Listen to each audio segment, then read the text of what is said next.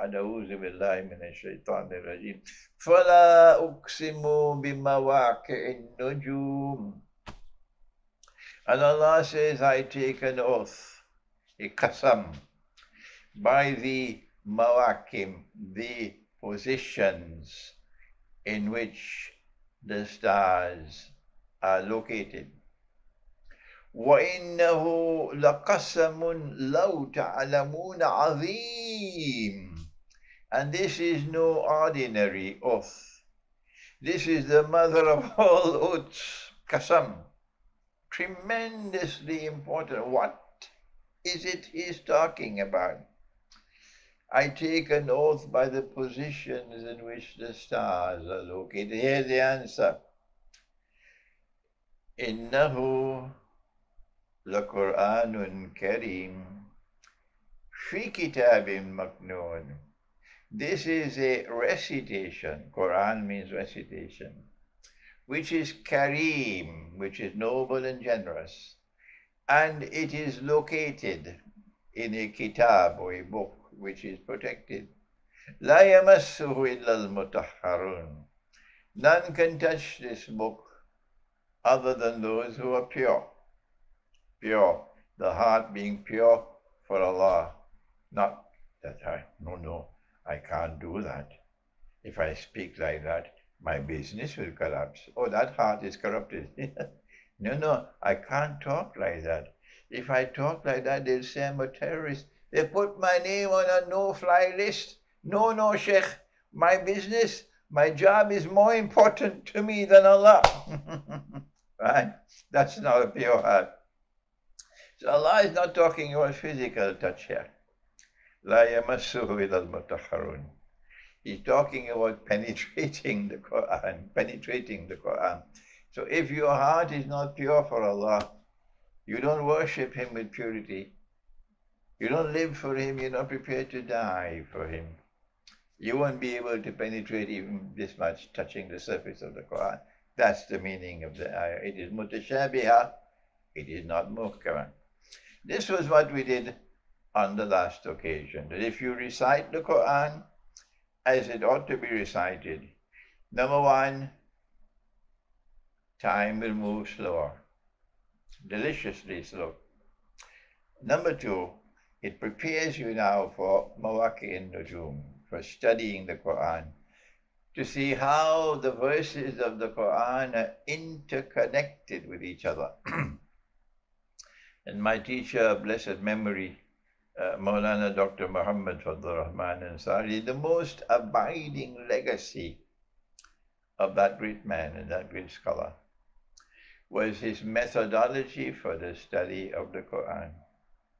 And if you want to study that, you have to go to his 2-volume book, The Quranic Foundations and Structure of Muslim Society, in 2 volumes. The book has been translated to French. It's available in French now.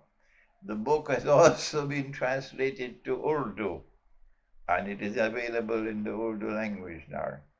Allah says about the Quran that it is tibyanan likulli shay. It explains all things. And so it must explain the strange world in which we live today.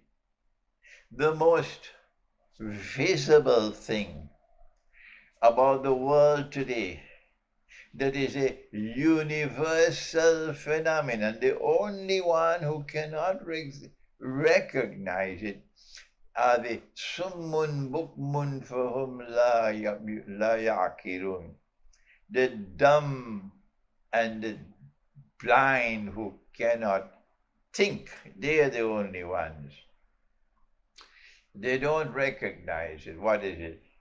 That we live with universal facade. Everything is corrupted now. All around us there is corruption, including the food that we eat, the water that we drink. Yes, our plants, our animals, everything is being corrupted now.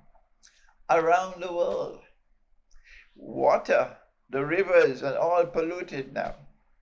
What is it possible that this universal facade around the world is by accident? Huh? Is it possible that the Quran would not have an explanation for the universal facade? The only people who don't see the universal facade is your Darul Uloom. I'm sorry I have to come back again and again to them because I'm struggling.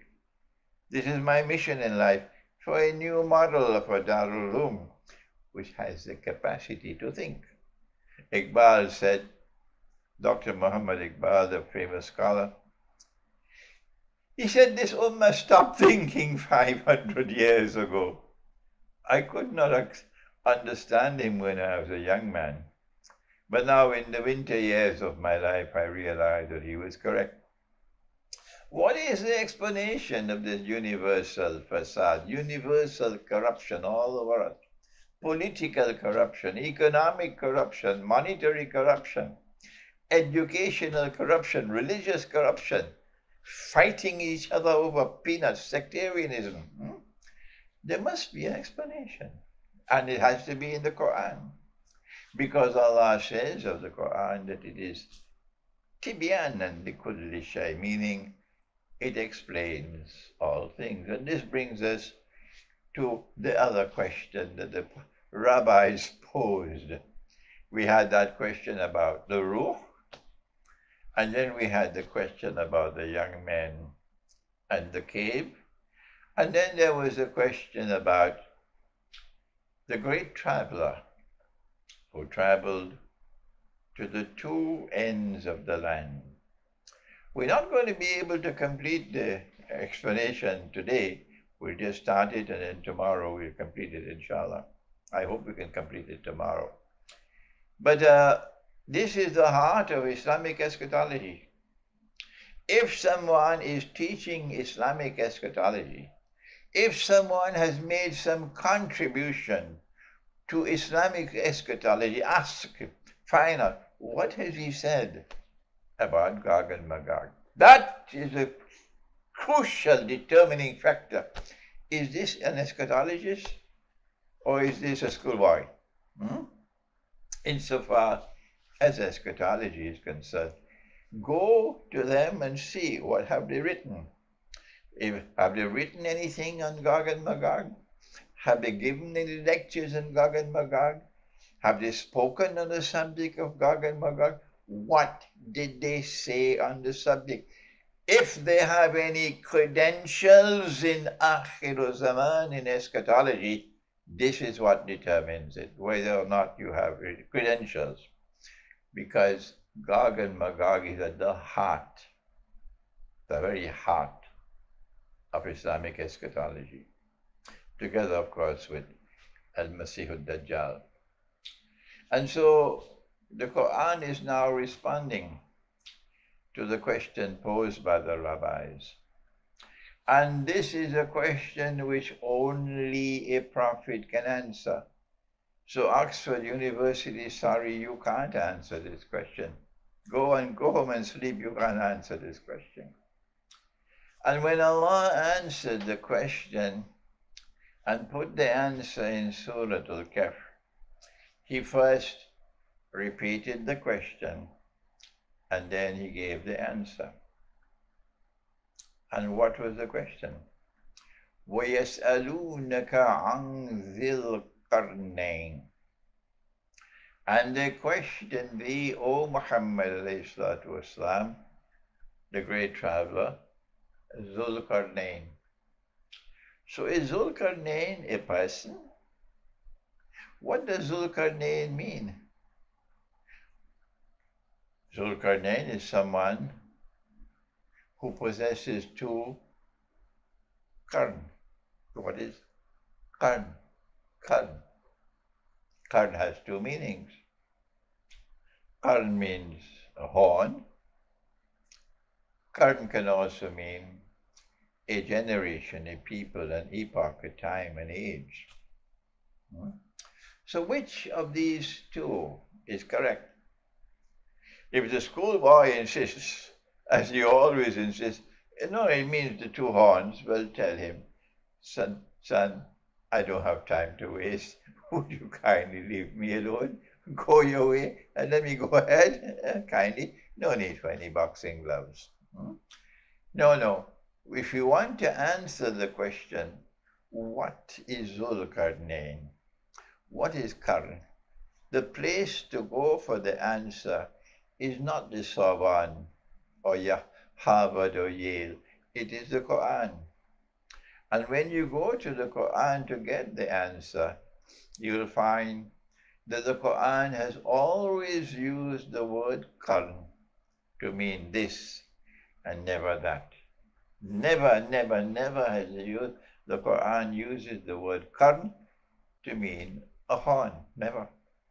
So when the Quran uses the word Karn, in this instance, it has to be the same as all the rest of the Quran. That's elementary analysis. So Zulkarnain will be someone who impacts on two people, who impacts on two ages, two epochs.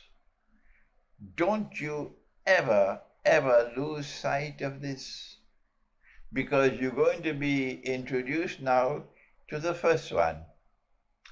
And if you forget that there's a second one that is coming, well then go eat your biryani and go home and sleep. Remember, there are two. And what we are now going to get is an introduction to the first Karn. And if you forget the second Karn, which is to come, then you are still a schoolboy. So what is that first Karn? It is a Karn in which we introduce to Zulkarnain as someone who has faith in Allah and who is given power by Allah, power to pursue whatever objective he chooses to pursue. And this leader, this ruler, who has power and who has the capacity to pursue, to utilize that power in pursuing whatever objective he chooses to pursue, now embarks on travel in two directions. He first travels in the direction, of the setting of the sun. And then he travels in the direction of the rising of the sun.